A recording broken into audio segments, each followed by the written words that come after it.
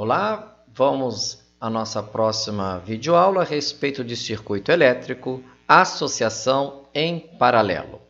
A imagem nos sugere o seguinte questionamento. Temos ali uma sala em penumbra com algumas lâmpadas.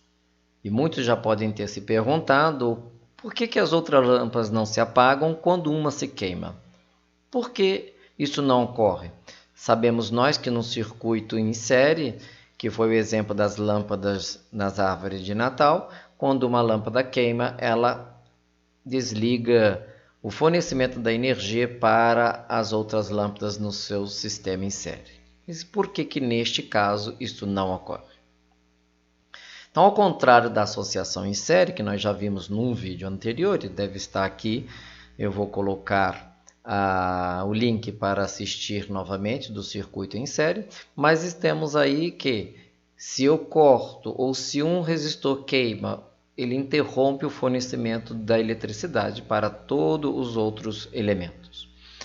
O que não ocorre no circuito em paralelo, em que em nossas residências e em todos os outros mecanismos da vida social, nas indústrias, utilizamos o que chamamos de circuito paralelo, porque a corrente, neste caso, vai ter seus caminhos diversificados.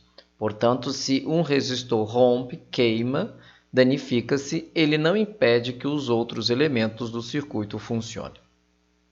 Então, a associação paralela, a tensão que eu vou fornecer a cada um desses resistores é a mesma. Então, temos ali, circulado em vermelho, a tensão fornecida a esse sistema. Ela é a mesma para os três resistores, não altera.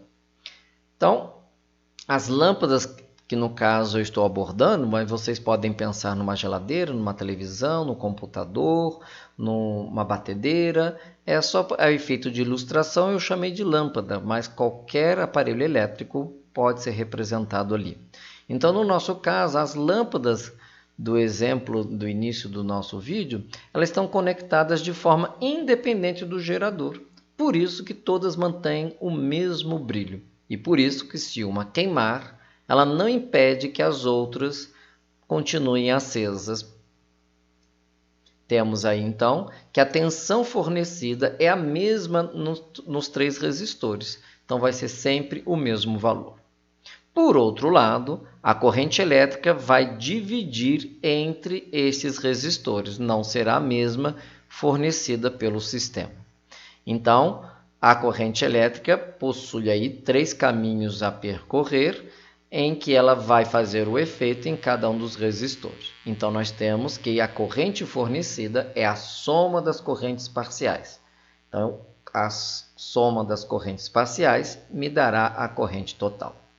Como que eu posso calcular a corrente de cada resistor?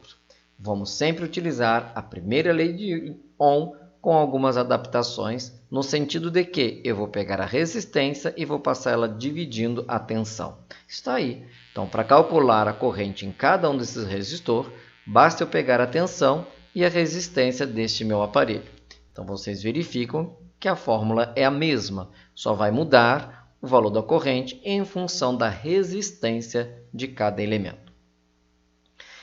O outro elemento importante que eu tenho que ter noção chama-se a resistência equivalente. O que vem a ser resistência equivalente? É aquela resistência em que eu posso substituir a resistência dos circuitos fornecidos. Então, eu tenho ali três resistências, R1, R2, R3. Eu posso tirar essas três resistências e no lugar colocar uma que equivale a essas três, suportando a mesma carga, a mesma tensão e fazendo o mesmo efeito. Para o circuito em paralelo, a fórmula para calcular a resistência equivalente é essa daqui que vocês estão vendo. Diferentemente do circuito em série, que bastava apenas somar as resistências, neste eu vou ter que fazer a soma das frações parciais. Eu tenho dois resistores, um de 10 e um de 30 ohms, como fornece no esquema aí. Dada uma tensão de 120, eu desejo calcular a resistência equivalente, a corrente elétrica total e a corrente elétrica em cada resistor. Então, vamos primeiramente calcular a resistência equivalente utilizando a fórmula que foi dada anteriormente. Lembrando vocês que como eu só tenho dois resistores, por isso que eu tenho R1 e R2. Se eu tiver 4 resistores, era R1, R2, R3, R4 em frações. Então, substituindo as informações, vamos calcular o MMC, que vai dar 30. Fazemos a operação que todos já conhecemos, vamos ter 4/30. É possível simplificar 2/15. Esta não é a resposta. Veja que eu não quero 1 sobre resistência equivalente, eu quero a resistência equivalente. Vamos fazer agora, né, o produto dos extremos é igual ao produto dos meios. Então, invertendo essas frações, eu vou chegar a 7,5 ohms, que é a resistência equivalente. Observem vocês que no circuito em paralelo, a resistência equivalente ela é menor que a menor resistência que foi dada. Então, vocês veem aqui que a menor resistência foi de 10 ohm e vocês percebem que a resistência equivalente foi 7,5 ohm. Contrariamente de um circuito em série, eu teria que somar as resistências. Então, 10 mais 30 daria 40 se esse esquema fosse em série. Então, vocês veem que no circuito em série, a resistência equivalente é maior que a maior resistência dada. No circuito paralelo, a resistência equivalente é menor que a menor resistência fornecida. Vamos calcular agora as correntes totais e a corrente de cada resistor. Como eu vou calcular isso? Utilizando a primeira lei de Ohm, que é a famosa V igual R vezes I. Então, eu vou utilizar para calcular a corrente total a resistência equivalente. Substituindo as informações que eu já possuo, resolvendo essa operação matemática, chego a 16 amperes. Isso significa que a corrente que está sendo fornecida é de 16 amperes, que vai ser distribuída entre esses dois resistores. Então, aí é minha corrente total. Vamos calcular agora a corrente para cada um deles. A fórmula também é a mesma. Ao invés de eu usar agora a resistência equivalente, eu vou usar a resistência de cada um dos elementos e utilizando a mesma tensão de 120 volts neste caso. Substituindo os dados, eu chego que a corrente que passa no primeiro resistor vale 12 amperes. Ora, se a corrente total é de 16, eu só posso saber agora que a corrente no segundo será de 4 amperes, porque se no primeiro já está passando 12 amperes, me faltam 4 para dar 16. Vamos confirmar? Então, substituindo agora os dados do segundo resistor, ali está 4 amperes. Então, se vocês somarem, vai dar a corrente total fornecido pelo meu circuito. Temos aqui um circuito montado em associação paralela. Vamos ver os seus elementos e identificá-los cada um. Temos aqui nossa bateria, que é o gerador de energia. Temos aqui 3 resistores. Vamos verificar a que tensão vamos colocar. Ela está a 20 volts. Essa primeira resistência ela tem 10 ohms. A minha segunda resistência foi colocada de 20 ohms. E a terceira resistência colocada em 30 ohms.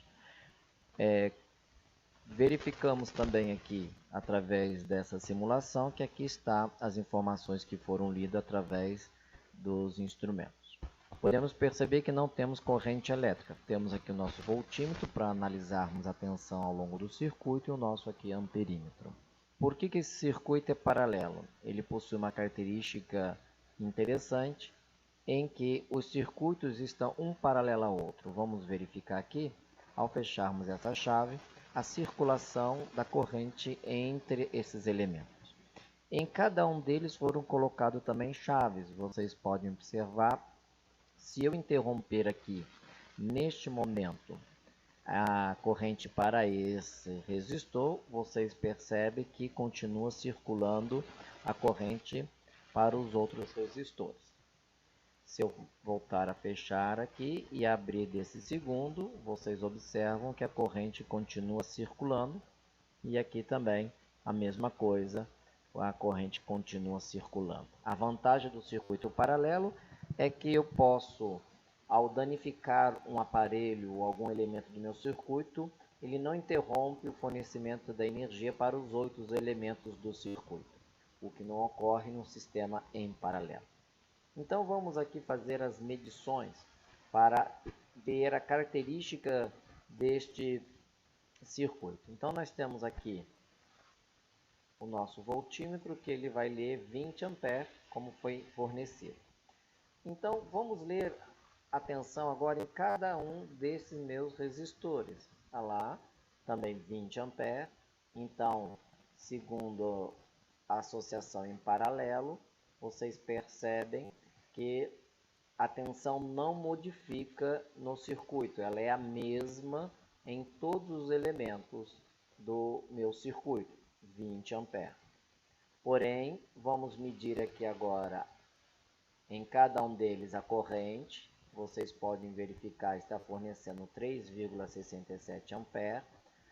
Ao colocarmos aqui neste resistor de 10 ohm, nós podemos verificar que a corrente está em 2 amperes. Se nós colocarmos agora sobre o outro resistor de 20 ohms, a corrente já caiu para 1 ampere. E se nós colocarmos sobre o último de 30 ohms, nós podemos perceber que a corrente caiu. Então, a corrente é proporcional à resistência que ela atravessa. E se nós formos ler aqui na saída, então temos aqui 1,67. Aqui também vamos ter já a soma deste resistor com esse resistor. E ao final aqui dos três, vamos ter toda a corrente que entrou. Então, nós temos aqui no circuito 3,67 amperes ao entrar e ao sair os 3,67. Porém, a corrente em cada um destes circuitos é diferente, mas a corrente total do sistema é 3,67, como vemos. Então, para se calcular a resistência equivalente do sistema, nós temos que utilizar a fórmula da associação em paralelo para que eu possa trocar todos esses resistores e colocar um único resistor, que equivale a todas as características desse circuito que foi montado aí. Bem, para compreendermos quando falamos que eu posso trocar todas as resistências por uma única resistência, eu refiz então o meu circuito. Eu desconectei os outros dois e vimos que esse resistor era de 10 ohms, esse de 20 ohms, esse de 30 ohms. A resistência equivalente, ou seja, eu substituí esses três, vocês podem ver que houve alteração até na identificação da cor desse elemento, para um outro resistor. Então vamos verificar aqui. Eu achei, através da fórmula de associação em paralela, que eu posso trocar esses três resistores para um de apenas 5,5 ohms, que na realidade o cálculo foi 5,4545. Mas a simulação não me dá essas precisões. Mas o mais próximo é 5,5. Então significa que se eu tirar esses três resistores anteriores e colocar apenas um único resistor, ele vai fazer o mesmo fenômeno e os mesmos valores dos três circuitos. Vamos ver aqui.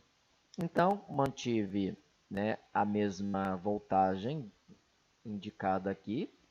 Vamos verificar. De 20, aqui está, 20 volts.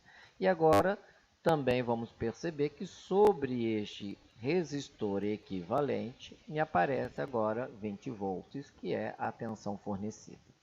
Recordando anteriormente, nós vimos que a corrente era de 3,67, não é isso? Mas como eu disse, essa simulação não me dá tanta precisão. Vemos ali 3,64. Então, ó, na entrada desse resistor equivalente, 3,64 e na saída também. Então, significa que resistência equivalente, o nome já está dizendo, é eu trocar todas as resistências para uma única resistência que vai manter as mesmas informações de origem da alimentação do meu sistema. Então, é muito importante que eu tenha a corrente que é fornecida para todo o sistema.